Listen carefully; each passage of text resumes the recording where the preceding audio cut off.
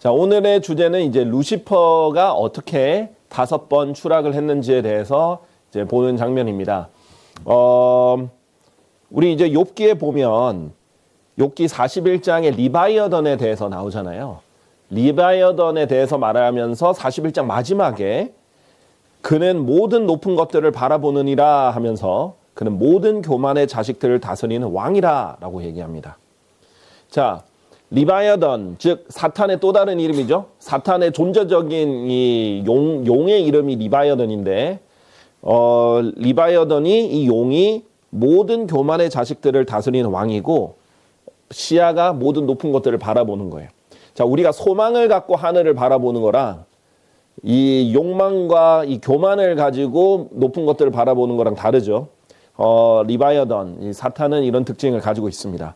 자, 그런 말이 있어요. 날개가 있는 것들은 추락한다. 우리 사람도 마찬가지예요. 높이 올라가면 올라갈수록 추락할 때 훨씬 더 크게 추락하게 되죠. 사탄도 마찬가지입니다. 우리 이 루시퍼의 5번의 추락에 대해서 보면서 교훈적으로 이 교만에 대해서도 한번 살펴보면 좋겠습니다. 이사야서 14장 12절에 보면 오 아침의 아들 루시퍼야 내가 어떻게 하늘에서 떨어졌는가 하면서 루시퍼의 타락에 대해서 설명을 합니다. 여러분 잘 아시다시피 세상 사람들도 사탄의 이름이 무엇이냐 물으면 루시퍼라고 알고 있어요. 심지어 뭐 기독교인이 아닌 사람들도 세상적으로 뭐 한국뿐만 아니라 전 세계적으로 루시퍼라는 이름은 굉장히 알려져 있는데 안타깝게도 이 개역 성경엔 한국어 성경들에는 이 루시퍼라는 이름이 없습니다. 그러니까 마귀는 뭐냐면 자신이 정체를 드러내지 않고 활동을 해야 훨씬 더 효과적으로 할 수 있기 때문에 마귀의 정체에 대해서 많이 가리려고 노력을 하는데 그런 역량이 일단 그런 성경들에도 현대 성경들에도 반영이 돼 있는 거죠. 자, 일단 이 루시퍼가 하늘에서 떨어졌다, 이 타락에 대해서 추락에 대해서 설명을 하는데 우선 여러분이 이 루시퍼에 대해서 알기 위해서는 좀 더 면밀히 알기 위해서는 이사야서 14장과 에스겔서 28장이 둘 다 사탄에 대해서 기록된 것이라는 확신이 있어야 돼요. 먼저 그래야 이해를 할 수 있는데 이사야서 14장은요 누구를 향해서 쓴 말이냐면 바빌론 왕이에요. 자, 이것만 생각하면 바빌론 왕에 대해서 썼는데 왜 루시퍼가 나오지? 이렇게 될 겁니다. 자, 너는 바빌론 왕을 대적하여 이 잠언을 지어서 이같이 말하라 하면서 쭉 얘기를 하잖아요. 이런 성경의 구조를 이해를 해야 이사야서 14장도 이해하고 에스겔서 28장도 이해할 수 있습니다. 잘못 이해하면 바빌론 왕의 이름이 루시퍼였나? 이렇게 생각할 수도 있어요. 자, 그게 아닙니다. 성경은 당대 최고 권력을 지닌 국가의 통치자를 사탄으로 표현하는 경우가 자주 있습니다. 자, 사탄을 누구의 통치자, 누구의 왕으로 표현할 때가 많이 있다는 거죠. 바빌론 왕, 물리적인 바빌론 왕은 네부카드네자르일지라도 아니면 그 당시에 이사야 때는 심지어 네부카드네자르가 등장하기도 전이에요. 이사야 때는 훨씬 전이기 때문에 아직 등장하기도 전인데 바빌론 왕에 대해서 얘기를 한단 말이에요. 미래적, 역사적으로는 미래의 네부카드네자르가 등장해서 이 활동할 때에 대한 예언이기도 하고, 더 교리적으로 보면은 이제 사탄을 가리키는 내용이거든요. 그래서 역사적인 인물만, 사람만을 국한하는 게 아니에요. 왜냐하면 진짜 바빌론을 통치하는 통치자는 사탄이기 때문이에요. 자, 그래서 이런 식의 류가 자주 적혀 있는데 이런 예들을 좀 보겠습니다. 먼저 마귀는 이 세상의 신이자 통치자로 불리죠.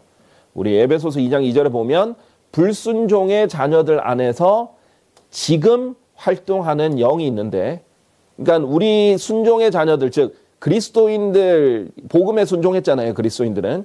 그러면 그리스도인들 안에는 어떤 영이 역사해요? 성령님이 역사하죠. 그런데 불순종의 자녀들 안에서는 지금 어떤 영이 활동하고 있냐면 공중권세의 통치자가 활동하고 있습니다. 이 사탄의 또 다른 표현입니다. 사탄은 지금 이 하늘에서, 이 첫째 하늘에서 공중권세를 잡고 있습니다. 그리고 실제적인 통치를 하고 있어요. 그래서 고린도후서 4장 4절에는 사탄을 이 세상의 신이다라고 표현합니다. 정말 신적인 존재죠. 인간의 입장에서는. 왜냐하면 하나님께서는 천사들도 너희는 신들이다라고 말씀하셨어요. 시편에서 보면. 그러니까 인간 입장에서는 사탄이나 천사들도 신들이에요. 그러나 하나님은 유일한 신, 하나님이 되는 거죠. 신들 중에 신인 거예요. 이 세상의 신이 그래서 만주의 주라고 하잖아요. 그리고 고린도 전후서에 보면 주라고 하는 많은 주들이 있지만은 진짜 주는 예수님 하나님밖에 없다 이렇게 얘기합니다. 자, 그래서 사탄은 신이라고 불립니다. 이 세상의 신.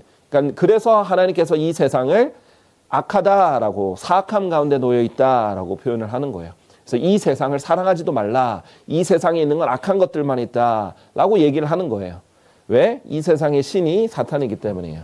그래서 이 세상의 신이 그들 안에서 믿지 않는 자들의 생각들을 가린다. 그들 안에서 이 구원받지 않은 사람들, 불순종의 자녀들, 이 사람들 안에서는요, 이 사탄이 활동을 하면서 생각들을 가려버립니다. 그래서 하나님의 형상이신 그리스도의 영광스러운 복음의 빛이 그들에게 비치지 않게 계속해서 생각을 가려버려요. 그러니까 사실 하나님의 복음을 들을 수 있는 수많은 기회들이 있어도 생각을 가려버리기 때문에, 어둡게 해버리기 때문에, 눈을 가려버리기 때문에 어두컴컴하게 보이지 않는 거예요. 빛을 비춰줘도 이 사람들 스스로가 자기 의지를 가지고 거부하기 때문에, 또 그렇게 부추기잖아요, 사탄이. 그래서 눈을 가려버리는 거예요, 자기가. 스스로 가리면서 사탄이 부추기는 거죠. 자, 그런데 어떻게 이 세상의 통치권을 가지게 됐는가, 마귀가. 자, 아담의 타락 이후에 세상의 통치권을 마귀가 찬탈했다라고 이해하시면 되는데, 히브리서 2장 6절 8절은요. 시편을 인용하면서 이렇게 말합니다. 사람이 무엇이기에 당신께서 그를 유념하십나이까 하면서 해요. 근데 사람 단수로 써있어요. 어떤 사람 그 자체를 말하는데, 사람이 히브리어로 시편이 기록된 걸 인용한 거잖아요. 히브리어로 아담입니다. 그런데 그 뒤에 아담 뒤에, 그러니까 원래 사람의 아들은 사람이잖아요. 그렇죠? 그래서 하나님의 아들이신 예수님도 하나님이세요. 근데 사람의 아들은 사람인데, 그런데 다 똑같이 아담 이렇게 부를 수 없으니까 다른 명칭이 생겼을 뿐이지, 그 사람의 아들도 사람이에요. 아담이죠. 그래서 사람이 무엇이기에 당신께서 그를 유념하시나이까 하면서, 당신께서 그를 천사들보다 조금 낮게 만드셨나이다. 사람을 처음에 만드셨을 때를 얘기를 합니다. 그런데 천사들보다 조금 낮게 만드셨다라고 말하고요. 당신께서 그를 영광과 존귀로 왕관을 씌우셨다라고 말해요. 자, 하나님께서 아담을 처음에 만드셨을 때 통치권을 줬죠. 다산하고 이 땅을 정복하고 다스리라, 이렇게 얘기를 했단 말이에요. 정복하고 다스리다. 다스리는 거는 통치자가 하는 거예요. 하나님께서 왕관을 씌워주셨다라고 말해요. 왕관은 통치권을 보여주는 거죠. 그래서 아담에게는 그런 통치권이 있었기 때문에 하나님께서 자신의 두 손의 작품들을 위해 그를 세우신 거예요. 그래서 모든 동식물들 위에 이 통치자로서 아담을 세우신 거예요. 그래서 동물들이 아담의 말을 다 들었던 거죠. 그래서 아담은 이름까지도 동물들의 이름을 하나하나 다 지어줬단 말이에요. 그러고 당신께서 모든 것들을 그의 발 아래에 놓으시어 복종하게 하셨다라고 합니다. 그래서 이 아담에게 동물들이 복종했기 때문에 이 공룡들한테 짓밟히지 않을 수도 있었던 거죠. 제가 초등학생들한테 매주 금요일 이렇게 복음도 전하고 성경 가르치잖아요. 저는 학생들 질문이 제일 재밌어요. 신선하기도 하고 기발하기도 하고 그리고 심오한 질문들도 있어요. 그래서 그런 심오한 질문도 나올 뿐만 아니라 공룡에 대한 질문도 나와요.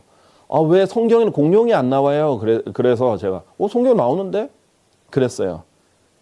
성경에 나온다고요? 그럼 공룡은 하나님께서 창조하신 게 아닌 줄 알았는데 성경에 안 나와서 그랬더니, 아니 하나님 다 창조하셨지. 이렇게 물어보는 거예요. 공룡은 근데 왜 성경에 안 나오는데 뼈가 발견이 돼요? 막 이렇게 거대한 뼈 발자국 왜 발견돼요? 이렇게 물었어요. 그래서 하나님이 다 창조하셨지. 성경에도 나오는데? 이렇게 하면서 설명해 줬어요. 하나님께서 그러니까 공룡은 쉽게 말하면 큰 파충류다. 쉽게 말하면 아주 큰 파충류다. 지금도 도마뱀 중에 엄청 큰 코모도 도마뱀 같은 경우에는 이름이 드래곤이거든요. 드래곤. 용이라고 부르거든요. 그래서 서구권에서는 큰 도마뱀을 용들이라고 불러요. 그래서 서구권 도마뱀은 서구권 용은 네 발로 이렇게 있는 용, 불 뿜는 도마뱀이잖아요. 날개 있는. 그래서 실제로 날개 있는 파충류들은 원래 발견이 됐었으니까. 자, 그런데 큰 도마뱀인데, 아니 큰 파충류인데, 파충류 하나님께서 창세기 1장에 창조할 때부터 모든 기어다니는 것들 포함해가지고 다 만드시지 않았냐. 다 하나님 만드셨다. 다만 노예 홍수 이전에는 훨씬 더 지금 동물들보다 훨씬 더 큰 동물들이 존재한 거다. 코끼리가 더 크면 맘모스고, 그 다음에 상어가 더 크면 메갈로돈인 거고, 그 다음에 뭐 악어도 그 이름 혹시 아시는 분 모르겠는데, 악어도 그 공룡시대 더 큰 악어 있잖아요. 그것도 이름이 또 다른 이름을 짓고. 근데 더 큰 파충류고 이미 이제 멸종된 것들도 있다. 그러면서 이제 노아의 홍수에서 기후 변화, 그래서 사람의 왜 수명이 이렇게 줄어들었는지, 그리고 거대한 물충이 이제 그 비가 내림으로써 물충이 옅어졌다라든지 뭐 이런 등등의 얘기들 또 해줬어요. 그러면서 이제 뭐라고 얘기를 했냐면, 그러면 공룡이 사람이랑 같이 있었으면, 실제로 화석에 공룡 발자국이랑 사람 발자국이 같이 발견된 화석들도 있잖아요. 뭐 그런 것들 얘기를 해주면서, 자, 그럼 공룡이랑 사람이 같이 동시대에 있었으면 공룡들한테 사람이 다 죽지 않았을까요? 이렇게 물어보더라고요. 그래서 제가 그랬어요. 일단 노아의 홍수 이전에는 동물들이 육식이 없었다. 그래서 창세기 9장 알려주면서 노아의 홍수 이후에 하나님께서 육식을 허용하셨다. 자, 그리고 그 전에는 이렇게 동물들이 이 아담의 사람의 말을 복종하고 듣게 하셨기 때문에, 그래서 이제 노아의 홍수에 동물들이 들어가는 것도 말 잘 듣고 잘 들어갔다. 근데 홍수 이후에 야성이 생기고 육식이 생기고 이러면서 이제 더 그렇게 됐다는 걸 설명을 해줬어요. 자, 어쨌든 아담에게는 원래 통치권을 주셨고 모든 피조물들을 다 다스리고 정복할 수 있도록 하나님께서 허락하셨는데, 뭐가 생겼죠? 죄를 지어서 타락을 해버렸어요. 자, 그런데 죄의 권능은 누가 가지고 있어요? 마귀가 가지고 있죠. 그래서 하나님께서 아담을 만드셨을 때 이 땅의 창조물들의 왕으로 삼으셨는데, 마귀가 죄의 권능을 가지고 있으니까 마귀가 죄를 짓게 만들어서 자기의 종으로, 죄의 종으로 삼은 거죠. 자, 그래서 마귀가 예수님을 만났을 때 이렇게 시험하는 거 아시죠? 마귀가 그분을 높은 산속으로 데리고 올라가서 일순간에 그분께 세상의 모든 왕국들을 보여주었더라. 세상의 모든 왕국들을 보여주면서 이 모든 권능과 그것들의 영광을 내가 너에게 주겠노라. 이는 그것이 나에게 넘겨주었기 때문이라. 경배만 해라. 그럼 내가 다 넘겨줄게. 내가 원하면 다 넘겨줄 수 있다. 경배만 해. 그러면은 결국 아담을 속였을 때랑 마찬가지죠. 이미 아담에게 모든 게 소유가 넘겨졌었잖아요. 그런데 사탄에게 굴복해가지고 모든 걸 빼앗겼죠. 예수님이 경배하면 예수님이 마귀의 종이 되는데, 그렇게 되면 이제 모든 것이 다 뺏기는 거죠. 자, 그런 식으로 이제 마귀가 시험을 했었습니다. 자, 그래서 마귀가 이 찬탈한 권위가 있기 때문에 이 세상의 통치자인 거예요. 신으로서.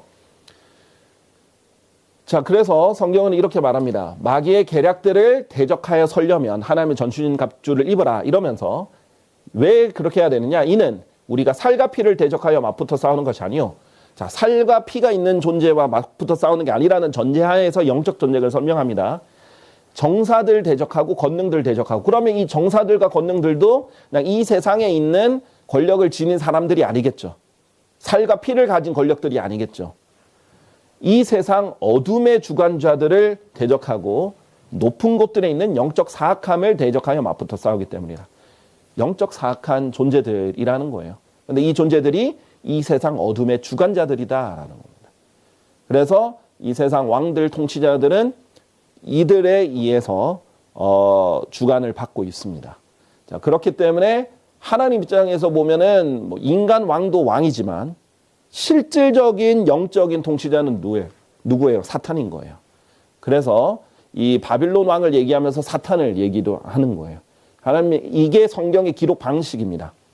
자, 그래서 이사야서 14장에 보면 도저히 사람일 수가 없어요. 루시퍼에 대해서 얘기하는데 사람일 수가 없어요. 에스겔서 28장도 마찬가지예요. 자, 이런 것들 설명하는 이유가 에스겔서 28장을 이해하기 위해서인데 하나 예시를 더 보겠습니다. 다니엘서 10장을 보면 여러분도 아시다시피 다니엘이 기도하잖아요. 다니엘이 기도할 때 3주 동안 기도했어요. 그래서 21일 동안 기도를 했는데 21일 뒤에야 주의 천사가 와서 응답을 알려줍니다. 자, 그래서 다니엘아 두려워하지 말라. 이는 내가 이해해 보고자 너의 마음을 정하고 너의 하나님 앞에 스스로를 징계하기로 정한 첫날부터, 이미 기도한 첫날부터 너의 말들이 경정되었기에 너의 말들로 인하여 내가 왔느니라. 그런데 21일이나 걸렸다는 거예요. 뭐 천사가 능력이 없어서 오래 걸린 게 아니거든요, 원래. 원하면 하나님께서 천사를 즉시 보내기도 하고 하시는데, 왜? 그러나 페르시아 왕국 통치자가, 페르시아가 당시의 세계 제국이잖아요. 페르시아 왕 통치자가 21일 동안 나를 대항하였다. 21일 3주가 걸린 이유가 페르시아 왕국 통치자가 그래서 그렇다는 거예요. 여러분의 기도가 응답이 좀 느린 것 같아 보이는 이유 중에 하나가, 항상 그런 건 아니지만 이유 중에 하나가 마귀의 저항도 있는 것입니다. 그럴수록 여러분 더 재림을 소망하게 되죠. 예. 그렇기 때문에 기도는 하루 이틀 하고 그만두면 안 되는 거예요. 자, 하나님이 그렇게 허락하실 때가 있어요. 즉각 응답하실 때도 있고 그렇게 허락하실 때가 있어요. 그러나 보라, 최고 통치자들 중 하나인, 최고 통치자들 중 하나가 어떤 사람인가? 보니까 미카엘, 사람이 아니라 천사예요. 근데 이 나중에 보면 이 미카엘이 이스라엘의 통치자라고 불리거든요. 근데 이스라엘의 통치자지만 인간이 아니잖아요. 천사예요. 자, 그래서 이 영적 존재들이 하나님 보시기엔 진짜 왕, 진짜 통치자인 거예요. 자, 그래서 이런 식으로 성경은 많이 표현했다라는 걸 기억하시고, 에스겔서 28장을 보겠어요. 이사야서 14장은 이해하시겠죠? 왜 바빌론 왕을 얘기했는데 루시퍼가 나오는지. 그것도 마찬가지예요. 에스겔서 28장 12절부터 보시면 12절만 있는 게 아니라 지금 14절 정도까지 있는 것 같은데, 사람의 아들아 티루스 왕을 두고 애가를 지어 그에게 이같이 말하라 하면서 티루스라는 곳의 왕을 얘기를 합니다. 티루스는 당시 세계 최강의 해군을 지닌 나라입니다. 티루스라는 곳, 여러분 그 시돈과 티루스 이렇게 많이 아시죠? 그래서 이 티루스라는 곳이 그 당시에 굉장히 세계 최강의 해군을 지닌 곳이었거든요. 나중에 알렉산더 대왕과도 맞붙습니다. 주 하나님 이같이 말하노라. 너는 지혜가 충만하고 아름다움이 완벽하며 정점을 확정하는도다. 자, 만약 이게 인간이면 얼마나 아름답기에 아름다움이 완벽하다라고 하나님이 평가를 하시겠어요? 그리고 지혜가 충만한 건 뭐 그렇다 쳐요. 그럴 수도 있겠죠. 그런데 정점을 확정한다. 너는 정점을 확정하는 애야. The seal is the sum 이라는 표현인데, 이게 정점을 seal, 확정 짓는다라는 거예요. 너가 최고니까 네가 최고로 결정한다라는 거예요. 엄청난 표현이에요. 정점을 확정한다라는 표현이. 아름다움이 완벽한 표현이다 하다 이렇게 하면서 너는 하나님의 동산 에덴에 있었다. 자, 하나님의 동산 에덴은 아담의 타락 이후에 아무도 못 들어가요, 인간들은. 왜? 하나님께서 그룹들을 시켜가지고 못 들어가게 불의 칼로 막았잖아요. 이 에덴이란 지역은 원래 넓은 지역인데 하나님의 동산, 에덴 동산은 다 하나님께서 막으셨단 말이에요. 자, 그러니까 말이 안 되죠. 인간 티루스 왕은 절대 여기 있을 수가 없습니다. 아담보다 이전에 있었던 존재가 아니라면. 그렇죠? 그러니까 티루스 왕을 말하지만 아담보다 이전에 있었던 존재인 누군가를 말하는 거죠. 근데 내가 창조되던 날, 보세요. 인간은요, 태어나죠. 하나님이 처음 아담을 창조하셨지만 그 다음부터는 태어난단 말이에요.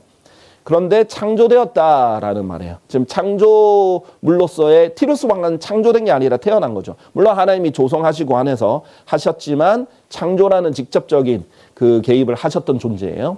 그런데 창조되던 날에 너의 작은 북들, 북이 이 존재 거예요. 그러니까 사탄 거예요. 그 다음에 너의 관악기들의 작품이 너의 안에서 예비되었다. 그러니까 창조될 때부터 그 안에 작은 북들, 관악기들이 예비될 정도로 음악적으로 하나님께서 창조하신 존재예요. 티루스, 어떤 사람도 그렇게 창조되진 않았죠.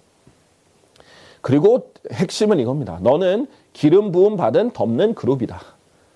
그룹이라는 말이 진짜 핵심이에요. 그리고 이제 하나님의 거룩한 산이 나오는데, 자, 절대 사람은 그룹일 수가 없어요. 그룹은 어떤 존재인지 이 동일한 에스겔서에 나오잖아요. 에스겔서 10장에 보시면 10장 8절과 14절 보시면 그룹들을 네 그룹들을 보여주는데 날개들이 있다라고 했어요. 그리고 날개들 아래에 있던 사람의 손의 형체가 있는데 각기 4가지 얼굴들을 가졌고 첫 번째 얼굴은 그룹의 얼굴, 두 번째 얼굴은 사람의 얼굴, 세 번째 얼굴은 사자의 얼굴, 네 번째 얼굴은 독수의 얼굴. 이 4얼굴을 다 가지고 있는 존재예요. 그리고 날개들도 이 에스겔서 1장에 보면 6날개가 있고 그 다음에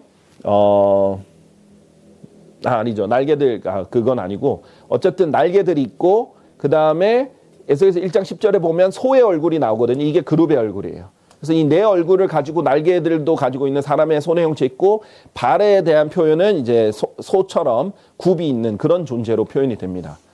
자, 그러니까 소의 얼굴이 메인이고 소 굽이 있고 그래서 이제 출애굽기에 이스라엘이 우상 숭배할 때 황금 송아지를 만들잖아요. 자, 이 존재가 그룹인데 너는 기름 부음 받은 덮는 그룹이다. 절대 사람을 두고 얘기하는 게 아니에요. 영적 존재를 두고 하는 겁니다. 자, 그래서 에스겔서 28장이 사탄에 대한 설명이라는 걸 알고요. 이사에서 그래서 14장과 에스겔서 28장을 보면 이 사탄이 보좌가 있었다라는 것도 알게 됩니다. 그런데 문제는 뭐냐면 자기가 하나님보다 더 하나님만큼 높아지려고 했던 게 문제죠. 자, 그래서 위치적으로는요. 이제 하나님의 거룩한 산 위에 있었다 했는데 기름 부음 받은 덮는 구름이라고 했잖아요. 이 하나님의 산은요. 히브리서 12장 2절에 보면 너희는 시온산에 이르렀으며 살아계신 하나님의 동성인 하늘에 있는 예루살렘에 이르렀고 무수한 천사들의 한 집단에 이르렀다. 그러니까 천사들이 있는 하늘의 예루살렘 시온산이 있는 곳은 이 땅의 시온산이 아니라 하늘의 시온산이에요. 이게 하나님의 거룩한 산입니다. 자, 그래서 위치적으로 사탄은 셋째 하늘에 있는 시온산, 셋째 하늘에서도 산이 보통 이렇게 세모로 생겼잖아요. 우리 피라미드 형태로 많이 그리는데 산이 보통 이렇게 높게 생겼잖아요. 여기에 이제 하나님의 보좌가 있는데 이 보좌 위를 덮는 그룹인 거예요. 하나님의 보좌를 덮는 그룹이다 보니까 지금 네 명의 이제 그룹들은 하나님의 보좌를 둘러싸는 그룹들이잖아요. 근데 이 그룹은 덮는 그룹입니다. 그래서 위치적으로는 정말로 온 우주의 가장 높은 위치를 가지고 있는 것입니다. 완벽한 아름다움과 지혜의 충만과 그다음에 정점을 확정하는 위치상으로도 정점을 확정을 하겠죠. 자, 그런 존재, 완벽한 존재인데 아까 제가 설명드렸죠. 욥기 설명하면서 높이 올라가면 올라갈수록 타락은 더 극도로 극심해지잖아요. 이 사탄이 진짜 잘 보여주는 예시예요. 그러니까 너무 모든 것이 다 잘 나가고 잘 되고 남들에게 칭찬받고 인정받고 막 예뻐 보이고 아름다워 보이고 멋져 보이고 모든 것이 다 갖출 때 급격히 추락하는 거예요. 하나님께서 교만이 파멸에 앞서 있다고 했기 때문에 결국 교만함의 파멸로 가는 길입니다. 이 사탄이 그런 존재였던 것이죠. 그래서 루시퍼가 처음에는 하늘에서 떨어집니다. 셋째 하늘에서 떨어지는데 그 이유가 나의 보좌를 통치권을 가지고 있었죠. 그 루시퍼가. 그러니까 지금 통치권에 대한 갈망이 더 큰 거예요. 지금 하나님의 피조물도 어떻게든 통치해 보려고 하는 건데 나의 보좌를 하나님의 별들 위로 크게 높이겠다. 우리가 알다시피 이 하나님의 별들은 물리적인 별들뿐만 아니라 천사들도 포함하는 거죠.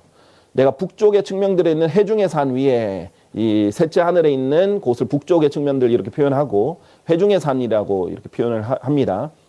자, 그래서 내가 구름들의 높은 곳들 위로 올라가겠다. 내가 지극히 높으신 분처럼 되겠노라. 이거 하나님보다 높이는 될 수 없어요. 왜냐하면 지극히 높으신 분이 제일 높으시니까. 하나님처럼 되겠다. 가장 높아지겠다 이거죠. 그렇게 해서 결국은 하늘에서 떨어지게 되었습니다. 타락의 원인이었죠. 그래서 첫 번째 추락은요. 셋째 하늘에서 추락하는 겁니다. 자, 그러므로 나는 너를 속된 것 같이 하나님의 산에서 쫓아내겠노라. 오 덮는 그룹아, 내가 너를 불의 돌들의 한복판으로부터 멸하겠노라 하면서 에스겔서 28장에 얘기를 합니다. 그래서 쫓아내진 거예요. 이 하나님의 산에 있는 셋째 하늘에는 불의 돌들이 있거든요. 여기서 쫓아내겠다 이렇게 표현을 했습니다. 자, 그 다음에 둘째 하늘로부터도 이제 쫓겨나요. 예수님이 나타나실 때, 예수님이 이제 사탄으로부터 승리를 하셨을 때, 그러자 그분께서 그들에게 이같이 말씀하셨느니라. 사탄이 하늘에서부터 번개같이 떨어진 것을 내가 보았노라. 예수님이 오셔서 다시 한번 승리를 사탄과 맞서서 시험에서도 승리하시고 인간으로 오셔서도 승리를 하셨습니다. 그래서 사탄이 한 번 더 하늘에서 떨어집니다. 자, 그러니까 자, 계속 하늘에서 떨어진다. 근데 셋째 하늘에 있는 거 알잖아요. 하늘에서 또 떨어졌는데 또 올라가고 또 떨어지고 이러는 게 아니잖아요. 셋째에서 둘째, 둘째에서 이제 첫째 하늘로. 그래서 우리 미래에 요한계시록에 보면 12장에 미래에 이 사탄이 추락하는 장면 나오죠. 12장 8, 9절인데 사탄과 그의 천사들, 타락한 천사들이 첫째 하늘에서 싸우는데 승리하지 못했다라고 표현하며 그들을 쳐서도 더 이상 하늘에서 발견되지 아니하였더라. 그리하여 거대한 용이 쫓겨났으니 마귀라도 불리고 사탄이라고 불리는 그 옛뱀 온 세상을 속이는 자라. 그가 땅으로 쫓겨났고 그의 천사들도 그와 함께 쫓겨났더라.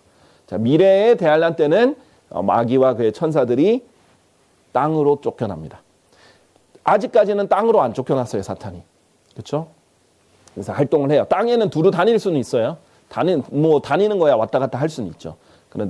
그런데 이제 거처가 첫째 하늘에서 이제 또 그러니까 지금은 첫째 하늘에 있는 거예요. 그러니까 우리가 지금 숨 쉬는 이 하늘에 있는 겁니다. 그러니까 이 공중파들을 다 잡고 있는 거죠. 그 공중건세의 통치자로서 이 땅에 있는 이 하늘, 이 첫째 하늘에서 이 통치를 하고 있는 것입니다. 자, 그래서 첫째 하늘로부터도 땅으로 쫓겨나는 때가 올 건데 이건 미래의 대환란 끝에 일어날 일이고요. 자, 그리고 대환란 끝에 예수님이 재림을 하시면 그래야 그가 그 용, 곧 마귀요 사탄인 저 옛뱀을 붙잡았으며 재림하시고 나서 재림하시면 어떻게 돼요? 그를 1000년 동안 결박하시죠. 용을 붙잡아서. 그를 끝없는 구렁 속으로 던집니다. 근데 우리가 알다시피 끝없는 구렁성은 땅의 심장에 있잖아요. 땅 속으로 쫓겨납니다, 이제. 지하로 내려가는 겁니다, 이제. 그 셋째 하늘에서 제일 높에 있는 존재가 이제 지하로 가는 겁니다. 자, 그러다가 이제 요한계시록 20장 14절 이렇게 보시면 그리고 사망과 지옥도 불의 호수 속에 던져졌더라. 그리고 그들을 속인 마귀는 그 짐승과 그 거짓 예언자가 있는 불과 유황의 호수 속으로 던져졌으니 영원 무궁토록 주야로 심히 고통당하게 되리라. 14절과 10절을 이렇게 교차로 이렇게 인용을 했는데 자, 마귀가 결국은 불과 유황의 호수 속으로 던져집니다. 이때는 지옥과 심지어 사망도 다 불의 호수 속으로 던져지고 가장 아래에 위치하게 됩니다. 자, 그래서 사탄은 추락을 거듭해서 최종 종착지는 불과 유황의 호수에 던져지는 것입니다. 자, 이것이 사탄의 비참한 결말이죠. 여기가 이제 영원입니다. 그 높았던 마귀가 영원히 가장 낮은 곳에서 불타고 있는 거예요. 자, 그렇게 보면 인생 참 무상하죠.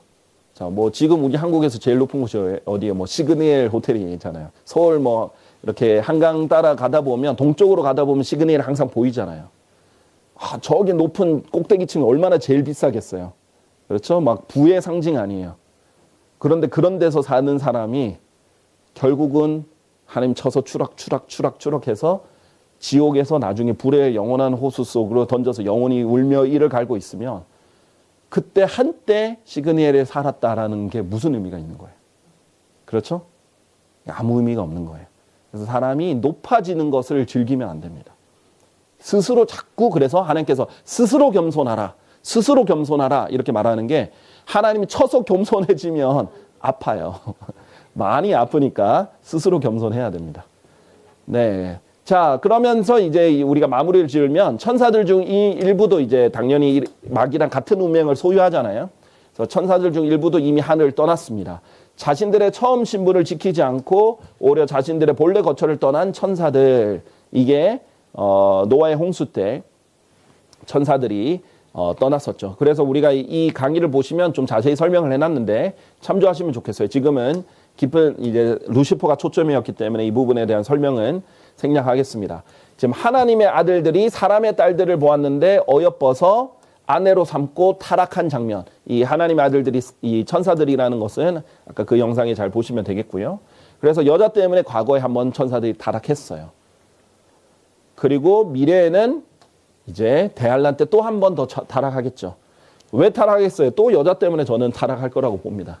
미래에 또 천사들이 또 땅에 오는데 추락해서 이제 오죠. 전쟁에서 져서 또 오는데 엄청나게 잘생긴 슈퍼맨 같은 초능력자들이 와서 신들로서 추앙받고 여자들을 취하고 이런 식으로 활동을 할 것으로 보입니다. 그래서 지금 영화들도 인기 있는 영화들 보면 그런 초능력 히어로들 그런 것들이 인기 있잖아요. 자, 그래서 그의 꼬리가 하늘의 별들 중 3분의 1을 끌어당겨 그들을 땅에 던졌더라. 천사들이 이제 하나님의 별들이라고도 불리니까 이 천사들도 3분의 1이 타락할 것으로 보입니다. 자, 미래에 있을 일이고요. 그래서 천사들이 아까 전에 천사들도 신들이라고 불린다고 했죠. 이 영적 존재들은 엄청난 파워가 있기 때문에 인간 입장에서는 신들이에요. 초자연적인 능력을 가지고 있어요. 너희는 신들이라. 그리고 너희 모두는 지극히 높으신 분의 자식들이라. 그래서 아까 하나님의 아들들이라고도 불렸다 그랬죠. 천사들. 그러나 너희는 사람들처럼 죽고 노아의 홍수 때 사람들처럼 죽었고 대환란 때도 그렇게 죽을 거예요. 그래서 천사들은 어떤 형벌을 받느냐. 자신들의 본래 거처를 떠난 천사들, 처음 신분을 지키지 않고 떠난 천사들은 위대한 날의 심판, 이게 우리가 배웠던 백보자 심판이죠. 이 심판까지 영원한 사슬들 가운데 얼음 아래 남겨두셨다. 그래서 지금은 지옥에서 사슬들 아래 갇혀서 남겨져 있는 것이고, 그 다음에 베드로서 2장 5절에 보면 지금 사슬들에 묶여있는 곳이 지옥이라는 거예요. 보이죠?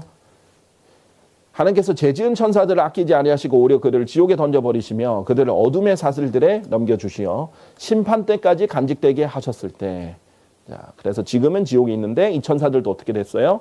자, 천사들도 셋째 하늘에 있었던 존재들인데 타락해서 결국은 땅까지 내려왔다가 지옥에 지금 있는데 백보자 심판 때, 최후의 심판 때 심판을 받고 나서는 너희 저주를 받은 자들아 나에게서 떠나 마귀와 그의 천사들을 위하여 예비된 영원한 불 속으로 들어가라. 그래서 셋째 그 불호수로 들어가게 되는 것입니다. 그래서 동일한 운명을 이제 소유하게 되는 것입니다. 그래서 심판에 대하여 하면 이 세상의 통치자가 심판을 받기 때문에 이 세상의 통치자가 사탄인데 심판을 받습니다. 그래서 타락한 천사들과 사탄은 이 운명을 공유하고 다들 타락을 하는데 우리 백보자 심판 때 봤었죠. 그리스도인들은 거대한 백보자 심판에서 마귀와 그의 천사들을 심판하게 될 것입니다. 그래서 이 부분에서 자세히 다뤘기 때문에 한번 참조하시면 좋겠고요. 그래서 너희는 성도들이 세상을 판단하리라는 것을 모르느냐. 백보자 심판 때 우리가 세상 사람들을 판단할 것이고 너희는 우리가 천사들을 판단하는 것을 모르느냐. 이 마지막 심판 때 판단될 것입니다. 사탄도 우리가 심판할 거예요. 저는 그때 얼마나 통쾌할지 모르겠어요. 사탄이 얼마나 이 성도들을 고소하고 그 다음에 속이고 공격하고 지금 우리 맨날 사탄이랑 싸우는 얼마나 힘들어요. 그런데 마귀랑 영적 전쟁하는 데 힘든데 그때 우리가 탁 심판을 하면 얼마나 통쾌할지 모르겠습니다. 네. 자, 결론을 맺겠습니다. 결국 타락한 천사들은요, 새로운 존재에게 대체가 될 것입니다. 자, 성경에서는 부활 때에는 그들이 장가가지도 시집가지도 않으면 오히려 하늘에 있는 하나님의 천사들과 같기 때문이라고 했어요. 우리도 그래서 하나님의 천사들을 대체하는 하나님의 아들들로서 신들과 같은 존재로서 천사들로 부리는 거예요. 그래서 우리가 천년왕국 때 통치할 때 이들은 우리를 신들처럼 보게 될 겁니다.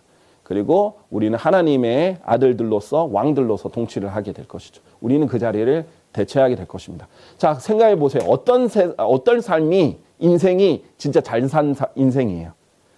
한번 시그니엘 찍었다가 나중에 영원히 불타는 호수 속에서 고통받는 거예요? 아니면 지금 별로 하나님 먹고 살게 해주시잖아요.